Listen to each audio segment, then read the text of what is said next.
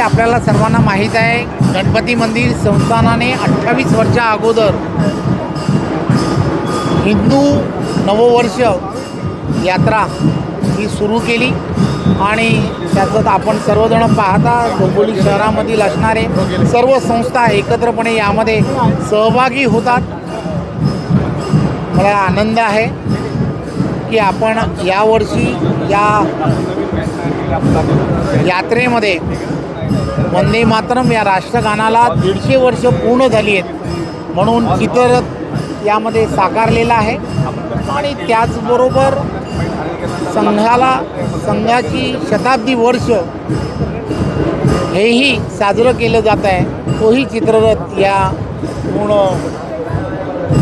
यात्रेमध्ये तुम्हाला पाहायला मिळतो आहे। त्यामुळे चित्ररथाला एक वेगळं आकर्षण हे या पूर्णच्या पूर्ण यात्रेमध्ये आहे असं मला वाटतं।